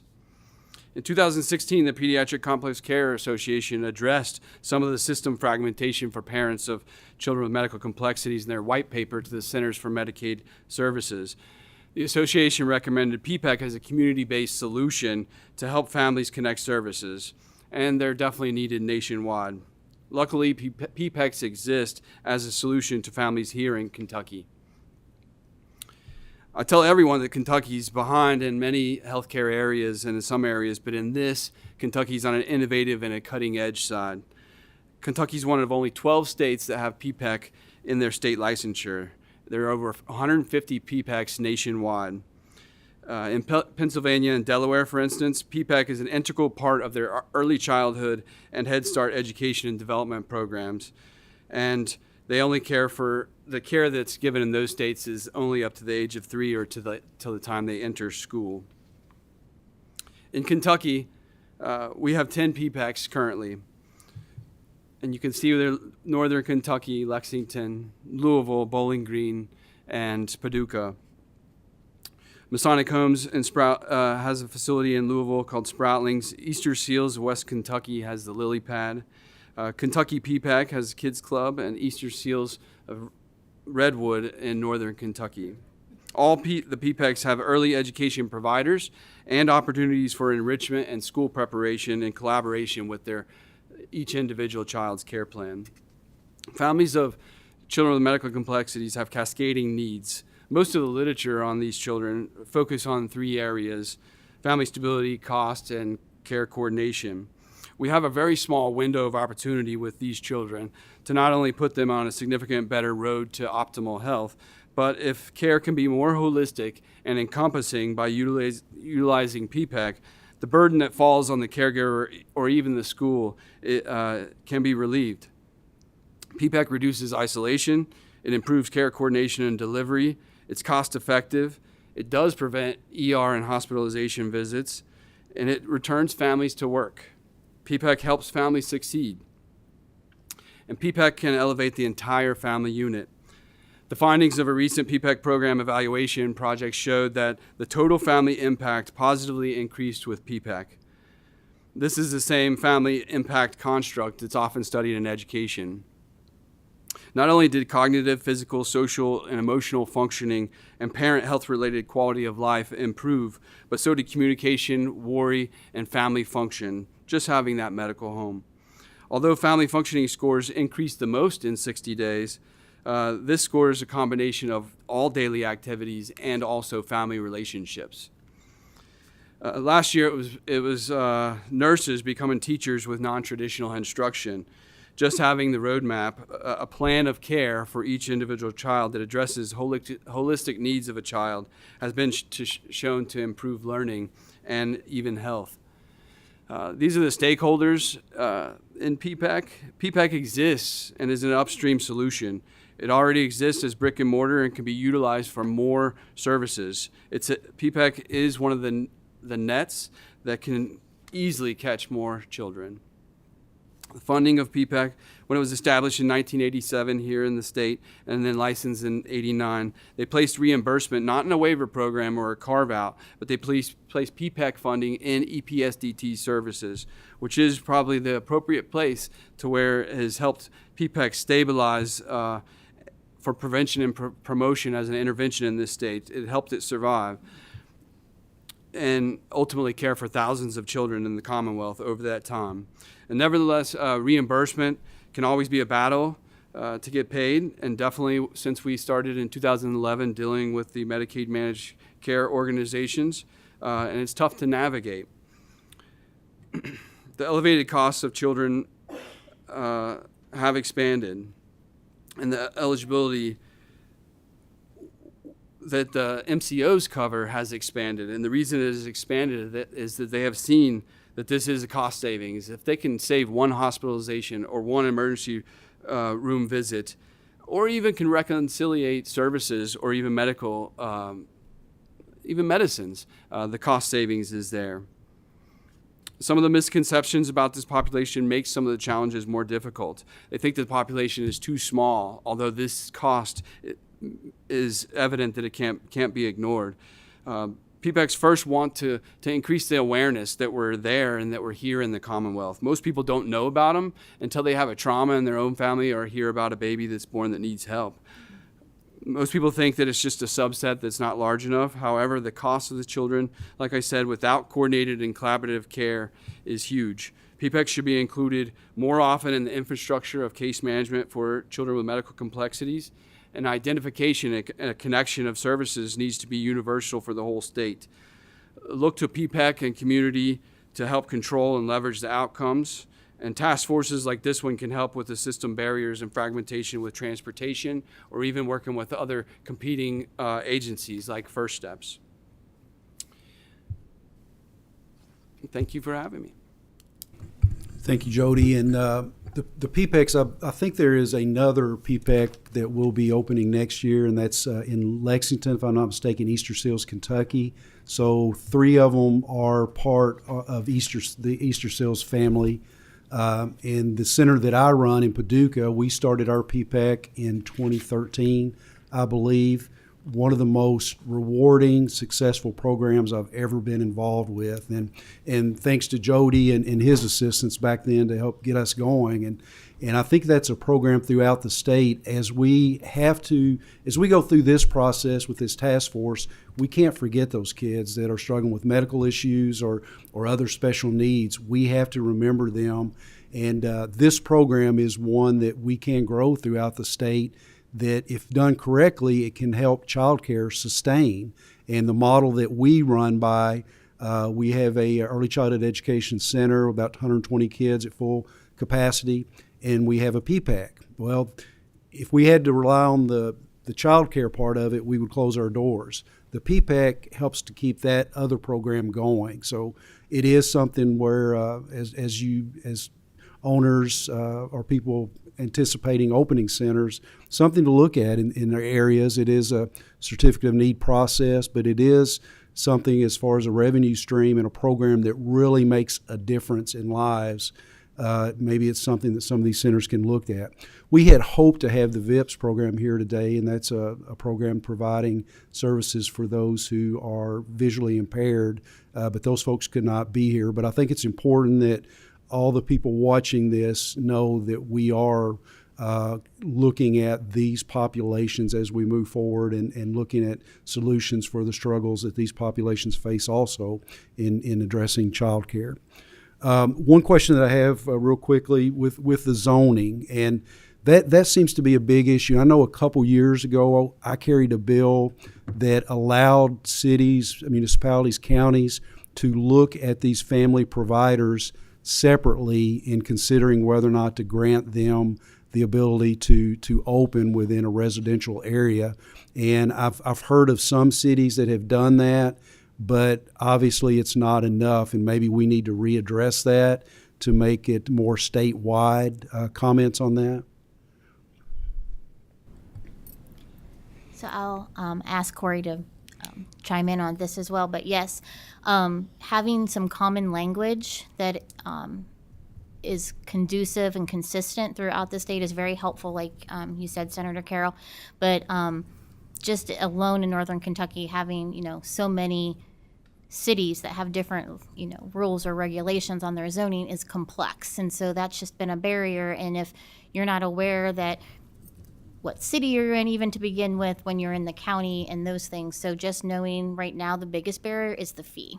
You know, when you're starting and, you know, struggling to be an entrepreneur, and you can look at having a $500 fee versus a $25 fee, or some you can just walk in and pay the fee if there is a fee. Some others you have to schedule a time to come out and look at the property and, you know, do some different things. So just aligning those systems with that common language would be very helpful. And for us in Louisville, it was really about the zoning isn't too much of a challenge for the small family child care home. The challenge was with if the certified family child care home wanted to become that type 2, to be able to serve up to 12. And we had metro rules that limited that. So even though the state said that's how many children you could serve, that was not even an option. Now we can at least go through an approval process to get a conditional use permit for those folks that want to, and we have 2 folks that are going through the process right now, thanks to those changes. Can you all talk any about the, and you don't have to get any specifics, but as far as revenue for the families that open up this type of facility, open their homes up, is it as far as a revenue stream for that family, can you ballpark what a family could expect to generate in revenue for a year with, you know, if they were at full capacity for the different levels? So I can't really give you a total because each entrepreneur, a business can charge a different amount. I can give examples of what the reimbursement rate is for a certified provider. So in Boone County, for a certified that cares for infants or toddlers, they receive $36 a day. And then if they are a type, or for preschool, they get 30. Let me look at my notes. I don't want to quote the wrong. So they get $34 a day in Boone County. Then you look at Pendleton County, they get $28 reimbursement for infant and toddler and preschoolers. So depending on that revenue, and then there's additional resources. So if they look at being part of the child assistant food program, that's revenue that they're getting back for meals. And just other resources through the network that if they tap into those resources adds to that revenue. Corey? I would say that, like, nobody's going to get rich being a family child care home provider, but if you are a family that you have young children and you would like to have the opportunity to stay home, the cost that you save by not paying for the child care and then being able to make some revenue in your home, and then that piece about being able to care for related children. So a lot of times if you have, you know, an aunt and there's several nieces and nephews, especially if those kids are on the child care assistance program, then they can actually serve a little bit more than those 6 because they're related. And then it starts to be able to be a little bit more of a better business model. You know, nobody's going to get rich, but we're going to have some really wonderful families that get to keep their, you know, the way they wanted, and to be able to have some other families that feel like their child is sort of with a family when they're not at home. And I would add, part of the Family Child Care Network is focusing on strength-based business practices. So we're working with them to know budgeting and creating those really good business models. And Dr. Vanover says that the median income is about $27,500. Hourly ranges from $5.50 to $22, so a pretty wide range there. Okay. Francis, do you have anything to add to any of the comments? Are you still there?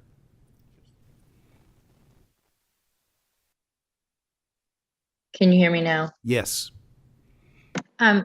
Yes, I know that when people think about in-home childcare, a lot of times they think that it's just a babysitter. And maybe some people are, but that's not what it is for me and for a lot of other in-home providers. I got my associate's degree in early childhood through the scholarships that the state provided, and through all of the programs that, like the one we're talking about now, the ladies there, they help boost your confidence because they help you along with questions that you might have. And so that has helped me be a better teacher. I consider myself a preschool teacher. I homeschooled my son before I started doing this. And then I started the in-home because I had a child at home. And I feel like I have raised a lot of the kids in my neighborhood. When you were talking about the zoning, I remember having to go through that. And I didn't have any problem, but I did have to prove that it was worth them approving the zoning. But I just feel like I give quality care. I run it like a mom teaching their children, basically. We have a routine. Kids are much better with a routine and boundaries. And I just feel like the people that I have given childcare to really appreciate the consistency, the communication, and if I get them young enough, they stay with me until, they go into kindergarten. I do assessments with them and they rate really high. They are more than ready, emotionally, academically, and I have created a bond with parents and with the children. And so it's like raising my own. But I just didn't, I really appreciate you guys allowing the family child care providers to be a part of this discussion. Thank you very much. We're going to need to hurry, folks. We still have two more presenters. Representative Raymond? Yes, thank you. Corey, I wanted to ask you to touch on how family child care homes can be especially useful for not just rural populations, but special populations. So in Louisville, for example, our Spanish-speaking kids, 70% of them stay home in their homes until they show up to kindergarten, and our kindergarten readiness rate is the lowest for Spanish-speaking kids who are at home. So I see this as an incredible opportunity for those kids and for entrepreneurship amongst Spanish-speaking women. Would you speak to that? Sure, I would be happy to. We actually worked with a group of Spanish-speaking family child care home providers. It's been a year or so ago. It was really interesting to see sort of how they came together and the way that the Hispanic population just really sort of came together. We thought that they were going to be asking for one set of things when they came to us for training and technical assistance. It was entirely other stuff that they wanted. But I really felt like not only was it a good sort of entrepreneurial option for those women, but that the children that were in their care, they were able to, those providers were working to get additional resources, training, et cetera, to help the children in their care. And it was really passing along the culture that was super important to them, like meals that were, culturally relevant. It's again sort of a tailored population. It's a way that a family can choose what's right for them. Yeah, thank you. And then you said nobody's going to get rich doing this. $27,000 is far from stable. So I wanted to ask if you could speak to, or who could speak to, with these razor-thin margins in family child care homes or in centers, do we have any sense of how many providers and teachers are relying on Medicaid and other forms of public assistance? All right, I'm going to let Dr. Vanover come up here if she has more information. We will spend probably at least half of a meeting in the future going over all these numbers. So could we wait on that? Yes. Okay. And then lastly, real quick for Jody, You mentioned that the population of kids with complex medical needs is increasing every year.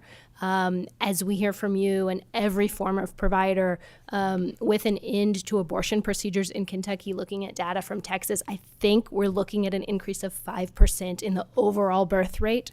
So I always want us to consider we're not just talking about the kids we've got now we need to provide for, but potentially 5% more starting in about 8 months.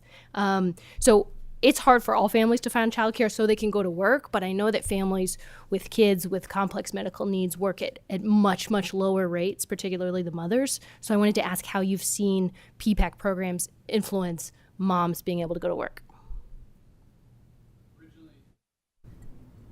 Originally, there was in place that you had to be working or going to school to get coverage, and I think that prevented a lot of moms from trying to even start the process.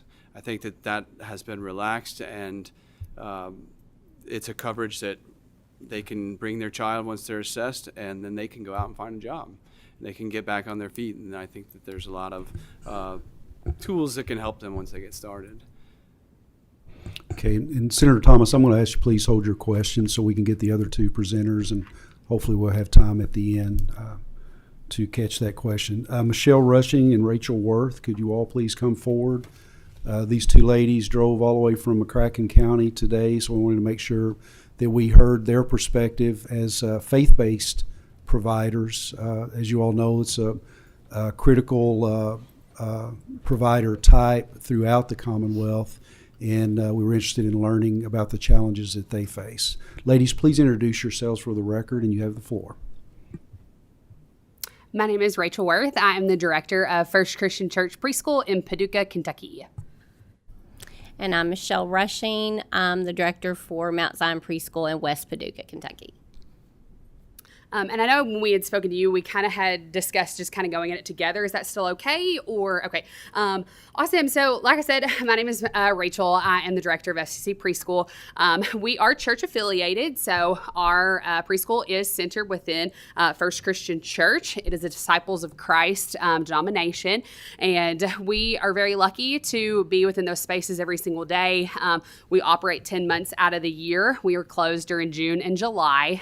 We also follow the school calendars a lot, and that we honor those breaks and stuff as well, because we do serve a lot of people in our community who our staff have kids of their own that they have kids in the school systems, and so they like to be off on breaks with that. And then it's just an easier model for us to follow in that. And our congregation as a whole at FCC has about 100 members with it that are active. And then us, we currently have 73 children enrolled in our program, and I have 13 teachers as well, 14 including myself. So. And we operate inside of Mount Zion Baptist Church. We are a year-round program, so we go, the only days we're closed are for major holidays. We have currently 126 enrolled. I have 20 teachers. That's also including myself. We're sorry we don't have a PowerPoint presentation for you today. I think her and I are probably the prime example of directors that end up in classrooms due to being short-staffed. The way I understood, we were supposed to talk about how the sustainability it has helped us and how we're going to look when it goes away. One of the main things is how it helped us was that we actually had a summer program this year. It was our largest one. This is our third year with it. We started with just like 10 kids. We moved up to 20. Our largest one was 37 kids this summer. That sustainability program helped us hire more staff in order to accommodate more children. And, of course, we are also trying to go for a 5-star. We are a 3-star currently. And with that, we need to have more staff to just sustain that quality program. Yeah, and and going off of that, every parent wants the best for their child. We are a private-based tuition service, so, we accept anyone who, can pay our applicable rates for that. We are involved in CCAP, but we do not currently have any children who are on that program. So all of our families that we serve do pay tuition weekly to us for the weeks of care that we give them.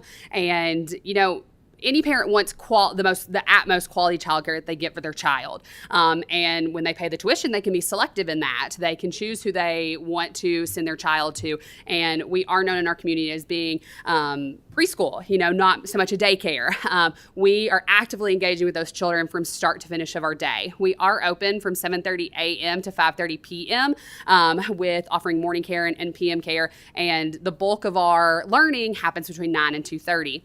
And so parents want the best for their children. And as such, they need teachers who have the education to back up good quality childcare.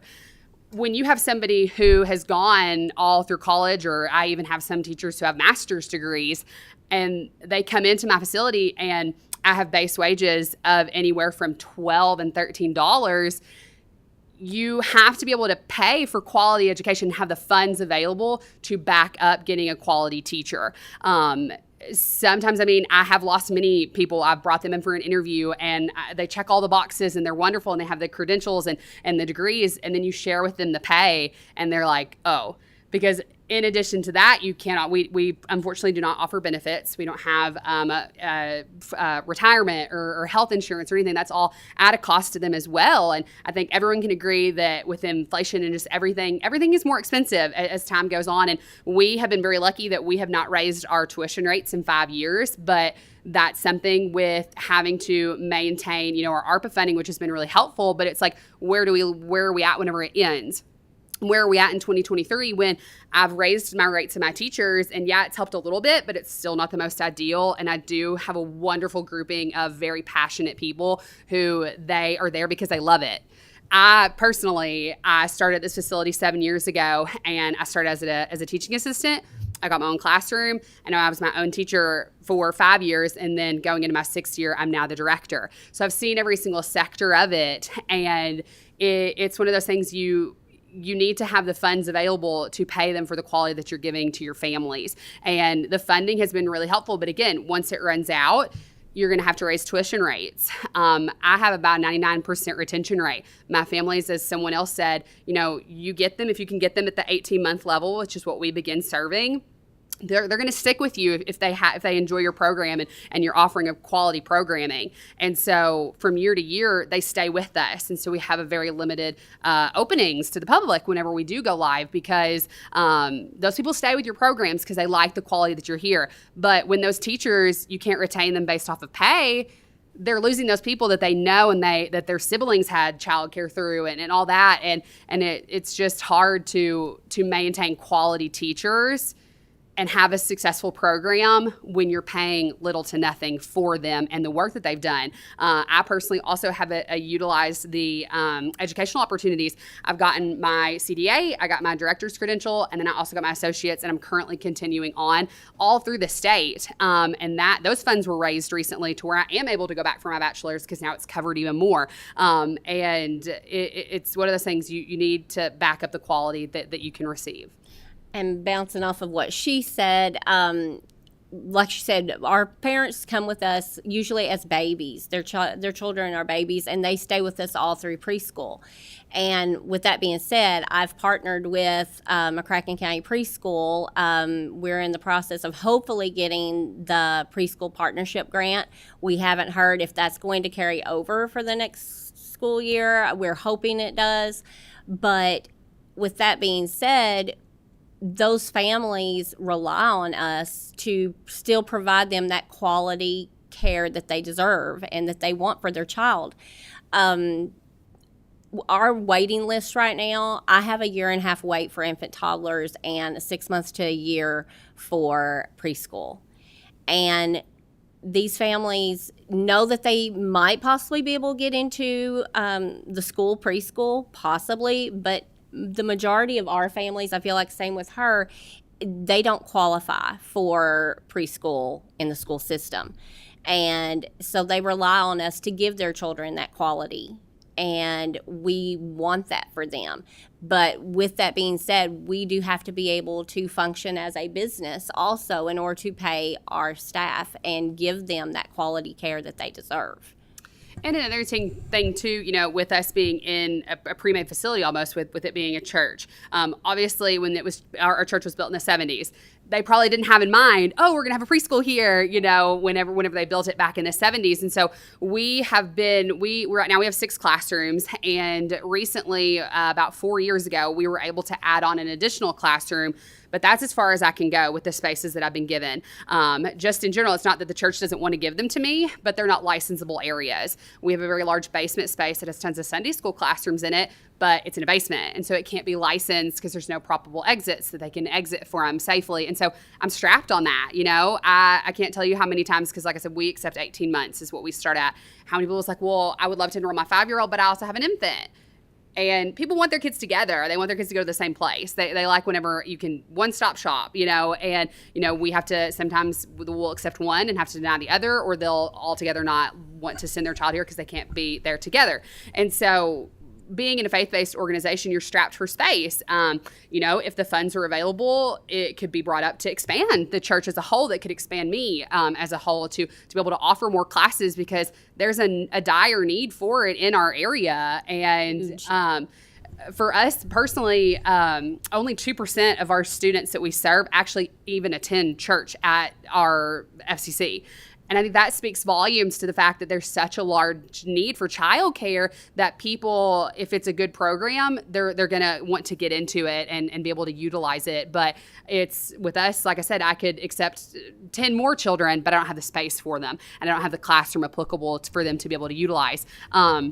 Also for me, which it's a little bit different for theirs, I do not offer food service. So my children do pack their lunches and they have to bring them in. It's one of the biggest complaints amongst my families that, especially come May, they're like, I don't know what to pack my child anymore. It's hard enough for us as adults to pack our food every day, but for children, especially to meet those state requirements that we have to as well, it would be so much easier if I could offer a food program. But because, again, the church was built in the 70s, the kitchen that we have is nice and big, but it doesn't meet the abilities to be licensed by the state. It's a lot of different things where, like I said, it was built in the 70s and now it's now.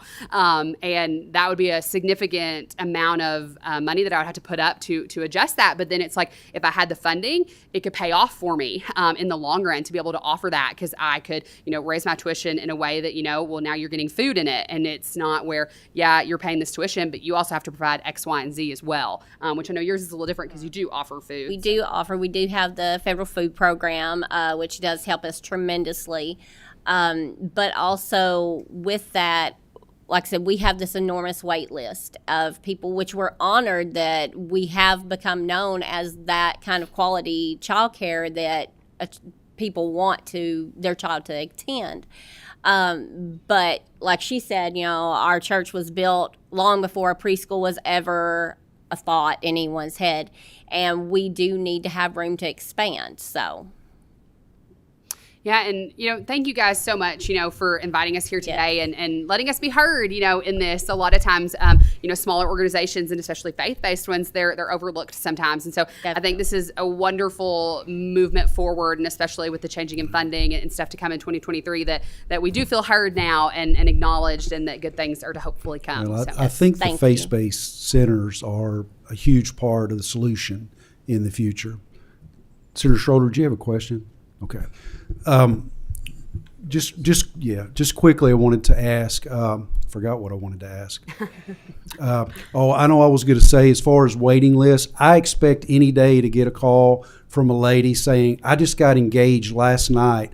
Can I go ahead and reserve a slot? Yeah, I mean, and based off of that, they tell you, which I personally don't have children and are planning to have children at the time, but people will tell you that even before, if you just got married, even before you know when your baby's going to be due, before they even popped out, get on a wait list, because they're so long. And for me personally, actually, because like I said, we don't accept younger children, my assistant director her child, she's 6 weeks, she actually goes to her center. And her older child goes to our center, but her youngest one, she has to split it up. And so one of them's going there. And again, that just states too, again, I'm strapped on my space and capabilities there. But they tell you before, you even have that child to go ahead and put them on a wait list, because there's such a large need. And especially more so in Western Kentucky where we are, the child care options are limited. And a lot of them are closing because they don't have the funding, or they can't, keep the doors open or get the staff to keep the doors open. Do the churches provide supplemental funding? And Dr. Vanover, if you want to add to this too with some of the other churches, is that common, or are these programs pretty much independent of the church's budget? I can't speak for her program, but Mount Zion Preschool is its own entity. I mean, us as well. Yeah, we fund our salaries and all of our bills by the tuition that we bring in. Yes. Okay. I would say in Kentucky there's a pretty split mix. A lot of churches will create a child care program initially thinking for their church and as an outreach to the community, and when they have lost, the church will cover it. And those are probably our most financially stable programs. Other programs are created because there is an empty space in a lot of buildings Monday through Friday, and they may pay some rent to the church, or they may not charge rent, but it may be a different entity. And so those are the two models that we usually see. The ones that are run by the church, usually they're also more financially stable because the church does not charge them rent or utilities. They're already paying that. And so they don't charge the child care program itself for that, so they can focus more of their spending on their staffing and not on fixed expenses. Excellent. Please introduce yourself again so you'll be on the record. Sorry, I'm Dr. Sarah Vanover with Kentucky Youth Advocates, and I'm the Policy and Research Director. Thank you. Senator Thomas, please, sir, we've got 2 or 3 minutes. No, Mr. Chair, you're right. Time is of the essence. I do want to speak with Ms. Godansky on my way to the Capitol. And you and I have a question for you, but you and I can talk outside the committee. Okay. I want to thank everyone for being here today. It seems this task force is gaining momentum, and the more people I meet within this industry, the more I'm impressed I am with the passion and the commitment to making this work. And with the expertise that we have within this Commonwealth, we can get a plan together to allow us to grow and to better serve our children in the future, in the children and as a workforce issue, and all the different reasons that we've got to make sure that early childhood education succeeds in this Commonwealth. And we are planning ahead, and we do expect more children to be born in the future, and we welcome that. And we will make sure that we are prepared for that. The Commonwealth needs a greater population, and with recent changes, we think that's going to happen, and we know that there are going to be adjustments we're going to need to make as a state to support these families, to support these women, and I feel certain that we will do so. But I can't thank you all enough for your passion and being involved in this task force, and I'm looking forward to further meetings. We have a lot of topics yet to cover. Probably one of the most interesting ones that I've heard about is the possibility of a cabinet for children within the Commonwealth, not as part of the Cabinet for Health and Family Services, but a cabinet for children. Several states are doing that. Dr. Vanover, we've spoken about that. We hope to have a presentation on that in the near future in one of these meetings. So a lot of good things happening, and thank you for your interest. And do we have any other comments before Representative Raymond? It's just you. Do you have any other comments? Okay, the next meeting of the task force will be Thursday, September 22nd, 2022 at 3 p.m. And again, safe travels to all of you, and thank you for making the trip up here today. I will entertain a motion to adjourn. If she doesn't make it, we're in trouble. We stand adjourned.